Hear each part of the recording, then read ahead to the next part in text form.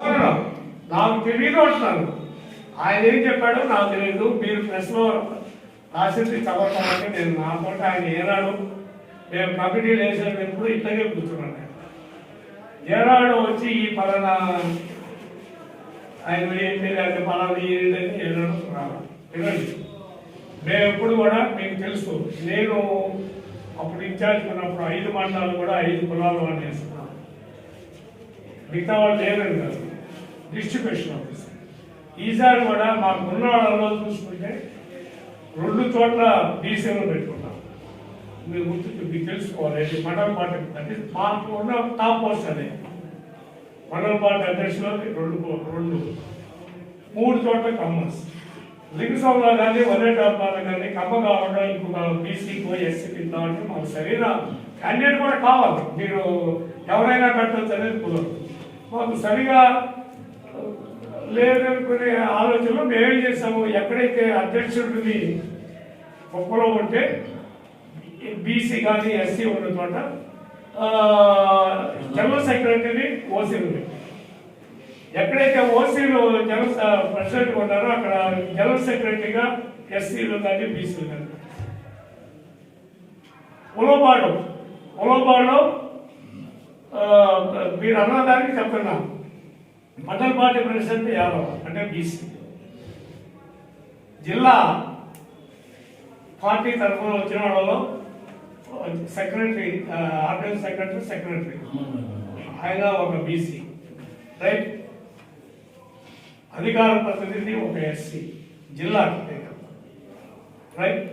ఇట్లా వేరియస్ వీలైనంత వరకు వరటవరపాలెం మండా సోమరాజు ఆయన పెన్షను, ఆయన ఒక బీసీ. ఆయన వాళ్ళే బీసీలో ఉండాలా, ఓసీలో ఉండకూడదు ఆయన. వీలైనంత వరకు అందరికీ చేసుకున్నాం, అదే పద్ధతిలో చేసుకున్నాము. ఎక్కడెక్కడైనా ఏదన్నా ప్రాబ్లం ఉంటే చెప్పొచ్చు, తప్పలేదు. It's nothing, it's with in the party. పార్టీలో ఏనాడైనా ఇక్కడ ఇప్పుడు ఫర్ ఎగ్జాంపుల్ మీరు లేరు, మేము కూర్చోన్నాం, కమిటీ వేస్తున్నాం అన్నమాట. 1, 2, 3, 4, 5, 6, 7, 8, 20 మంది కూర్చున్నాం. అలాగా శివరావు అనే వాడిని పెట్టాలనుకున్నప్పుడు నేను చెప్పొచ్చు, శివరావు కాదు ఇంకొక ఆయన పెడదాం, అదొక తప్పలేదు. అప్పుడు 4 డిస్కస్ చేసుకొని అందరూ నేను చెప్తున్నాను, సపోజ్ పలానా మా మాల్యాద్రి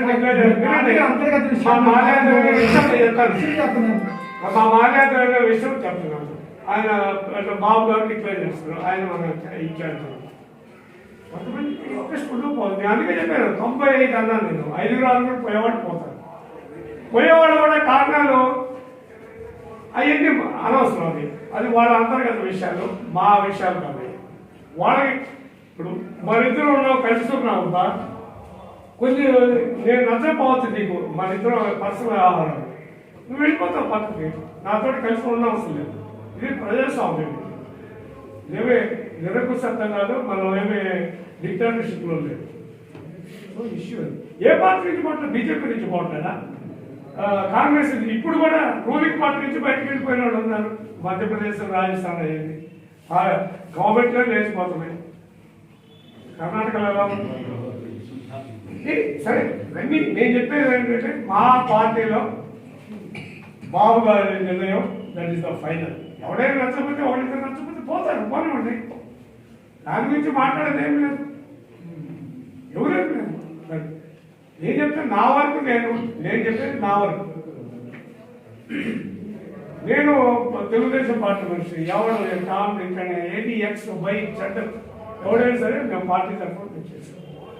కాబట్టి నేను మిమ్మల్ని అందరినీ సరే ఇవన్నీ పక్కన పెడితే నేను మిమ్మల్ని అందరినీ కోరేది ఏంటంటే, ఎవరైనా మాట్లాడచ్చు, మాట్లాడకూడదు, మీకు ఇన్ఫర్మేషన్ ఇవ్వకూడదు, లేదా మీకు చెప్పకూడదు.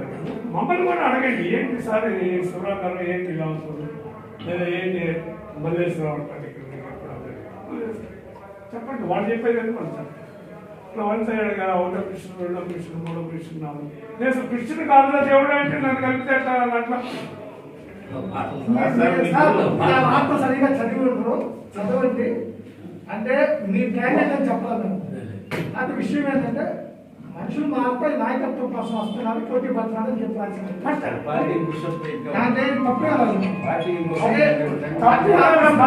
నేను మీకు ఇందాక ఏం చెప్పాను, పార్టీ తరఫున క్యాండిడేట్ కావాలని కోరుకోవటంలో ఎవరు తప్పట్లేదు. తెలుసా లేదా నేను ఇన్ఛార్జ్ కాదని చెప్పాను కదా, నేను ఉండనని కూడా చెప్పాను మీకు. I only stop cap. అది కూడా అంటే ఇది ఎవరు వాళ్ళకి సలహాలు ఇస్తారో నాకు తెలియదు. 90 మంది 80 60 మంది 70 మంది ఉన్నారు సలహాదారు. మరి వాళ్ళు ఎవరు చెప్తున్నారో ఈ విషయాన్ని. ఎప్పుడో 35 ఏళ్ల క్రితం ఎన్టీఆర్ గారి టైంలో మొదలైంది పట్టణ గృహాల నిర్మాణం. ఆ రోజుల్లో ప్రభుత్వం ఇచ్చిన కొంచెము వాళ్ళు వేసి కట్టుకుంది చాలా. కొంతమంది సొంత స్థలాల్లో ఇల్లు కట్టుకున్నారు. తర్వాత ఈవెన్ చంద్రబాబు నాయుడు కానీ రాజశేఖర టైంలో కానీ అందరూ కూడా వాళ్ళు ఇచ్చే డబ్బులు కానీ సొంత డబ్బులు వేస్తున్నారు. కొంతమంది ఏమో గవర్నమెంట్ స్థలం ఇచ్చింది, ఎక్కువ భాగం సొంత స్థలాల్లో కట్టుకున్నారు. మీకు గుర్తుందో లేదో, మీరు నివేశన స్థలం యొక్క పట్టా చూపిస్తేనే శాంక్షన్ చేస్తామని చెప్పారు, మీ అందరూ గుర్తున్నారు. సో ఈ విధమైన పద్ధతిలో వాళ్ళందరూ కూడా ఇప్పుడు 10,000 రూపాయలు కట్టబెట్టి ఇది ఎవరు సలహాలు ఇస్తారు, ఎవరు దీనికి అంటే వాళ్ళకి ఏదో ఒక విధంగా డబ్బులు సంపాదించారు. అంతమించి నాకేం అర్థం కావట్లేదు. ఇవాళ మొత్తం రాష్ట్రం 13 జిల్లాల్లో కూడా ఎక్కడ చూసినా కూడా ఇంక్లూడింగ్ మన ముఖ్యమంత్రి గారి కాన్స్టిట్యున్సీ కూడా ప్రతి ఒక్కళ్ళు నిరసన తెలియజేస్తున్నారు. ఎవరైనా అక్కడ ఇక్కడ కడితే వాళ్ళు భయం మీద కడుతున్నారు. వీళ్ళు ఏం చేస్తారనే భయం మీద కడుతున్నారు. ఈ కొంతమంది ఆఫీసర్లో పోయి మీరు కనుక అది కట్టకపోతే మీకు ఇది పెన్షన్లు ఎత్తేస్తాం, లేదా అది చేస్తాం ఇది చేస్తామని కూడా భయపెట్టే పరిస్థితి ఉంది. మీకు ఏమి రాని ఇది ఏం పద్ధతి? ఒక పక్కమో 2,250 నుంచి 2,500 చేస్తానని చెబుతున్నారు. ఇంకొక ప్రతి ఇంటికి 10,000 రూపాయలు ఫైన్ వేయటం నాకు అర్థం కాని విషయం. ఆ చిన్న చిన్న ఇల్లు కట్టుకున్న అందరూ లో మిడిల్ క్లాస్ ఫ్యామిలీ ఇస్తారు. అదేమి వాళ్ళందరూ లక్షాధికారులు పోటీస్తారు. మరి ఈ విధమైన పద్ధతి ఎంత దుర్మార్గమైన కార్యక్రమం. అసలు జగన్మోహన్ రెడ్డి గారి పరిపాలన అది ఆయన ఆలోచనలు ఆలోచన ఎలా ఉందో, ఏ విధమైనా సరే ఈ రాష్ట్రాన్ని ధ్వంసం చేయాలా, రాష్ట్రాన్ని ఇబ్బంది పెట్టాలా, రాష్ట్ర ప్రజలు ఇబ్బంది పెట్టాలనే పద్ధతిలో ఆలోచనలో ముందుకు పోతున్నట్టుగానే కనిపిస్తున్నా. ఇంకేం అర్థం కావట్లేదు ఆయన ఏం చేస్తున్నారు. కాబట్టి మేమనేదండి తీసుకుపోతాము, కలుపుతాము. అల్టిమేట్లీ ఆయన అడిగారు, మీరు చెప్పండి నేను చెప్పనండి. మీరు ఎవరెవరు అడుగుతారో మీరు వాళ్ళ గురించి మీరు పూర్తి క్షుణ్ణంగా తెలుసుకోండి. మీ ఆలోచన ప్రకారం ఎవరి క్యాండిడేట్ బాగుంటారో చెప్పండి. నేను 100% పార్టీ, నేను చంద్రబాబు మనిషి. నాకు వేరే ఇదేం లేదు. తెలుగుదేశం పార్టీ మనిషిని, చంద్రబాబు మనిషి. ఇక్కడ ఉన్న వాళ్ళలో 195 మంది అంతే. మేమందరం చంద్రబాబు మనుషులం, తెలుగుదేశం పార్టీ మనుషులు. వాళ్ళు ఎవరిని డిక్లేర్ చేస్తే వాళ్ళని చేయడానికి మేము సిద్ధంగా ఉన్నాము. అది తర్వాత ఆ ఆఫీస్ అవ్వడు, ఈ ఆఫీస్ అవ్వడు ఏంది కాదు.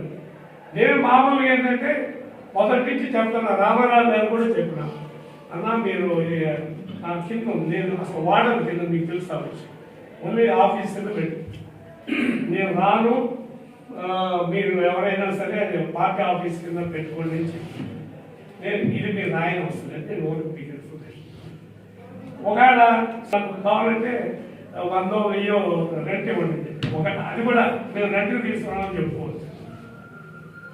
సార్ చేయలేదు, ఆయన ఏదో గెస్ట్ హౌస్ రన్ చేసుకున్నారు. తర్వాత కలిసి మొన్న కూడా నేను చెప్పాను, మీకు కావాలంటే నేను ఆఫర్ చేస్తాను వద్దనుకున్నాము. ఇది అందరూ కలిసి ఒక చోట, కొంతమంది ఎవరో ఒకరిద్దరు అన్నారు మాట కూడా వస్తారు. మీ పేపర్లో వచ్చింది, శ్రీరామంటికి అయితే ఎవరో ఒక ఆయన, అనంతపురం కాదు, ఒక్క ఆయన ఎందుకు నేను అడిగాను ఆయన్ని, ఏంటా నాతో నీకేంటి బాధ, నీకోసం వచ్చి నేను అక్కడ పోలీసులు ఎదురు కూర్చుంటా అంటే, నువ్వు వెంకటేశ్వరతో మాట్లాడతావు, నేను వెంకటేశ్వరతో మాట్లాడడానికి మీ రాజకీయాలకు సంబంధం లేదు. సరే అవన్నీ వదిలిపెట్టేవాళ్ళు. ఇది పరిస్థితి. రెండప్పుడు ఇక్కడ ఏంటి, ఇక్కడ అందరూ శివరామ శక్తి 10 రూపాయలు, నాగేశ్వర శక్తి 10,000 రూపాయలు, ఈయన శక్తి 5,000 రూపాయలు, ఇంకొక ఆయన శక్తి 1,00,000 రూపాయలు. అందరూ కలిసి కట్టా చేసుకొని ఇది ఎవరు కాదు, ఇది తెలుగుదేశం పార్టీ ఆఫీస్. దీనికోసం వాళ్ళు ఎంత కష్టపడ్డారంటే కూలీలా పనిచేస్తారు మా వాళ్ళు. వాస్తవం నేను చెప్తాను, కూలీల కన్నా అన్యాయంగా పనిచేశారు. ఇది డబ్బులు పనిచేసేవాడు. కూలీలు అంటే నేను వాళ్ళని తక్కువ మాట్లాడుతుంటారు. పనిచేసే డబ్బుల కోసం పనిచేసేవాళ్ళని వర్క్ చేశాను. ప్రతి వాళ్ళు వాళ్ళ పనులని మార్పులు చెట్టు కూర్చొని అందించి ఇది రెడీ ఎప్పుడో 10 ఏళ్ల క్రితం వాడి. సో మొన్న కూడా నేను చెప్తాను, మీకు కావాలంటే నేను ఆఫర్ చేస్తాను, వద్దనుకున్నాము. ఇది అందరూ కలిసి ఒక చోట, కొంతమంది ఎవరో ఒకరిద్దరు అన్నారు మాట కూడా వస్తారు. మీ పేపర్లో వచ్చేది శివరామంటికి అయితే ఎవరో ఎవరో ఒక ఆయన, అనంతపురం కాదు, ఒక ఆయన ఎందుకు నేను అడిగాను ఆయన్ని, ఏంటా నాతో నీకేంటి బాధ, నీకోసం వచ్చి నేను అక్కడ పోలీసులు ఎదురు కూర్చుంటా అంటే, నువ్వు వెంకటేశ్వరతో మాట్లాడతావు, నేను వెంకటేశ్వరతో మాట్లాడడానికి మీ రాజకీయాలకు సంబంధం లేదు.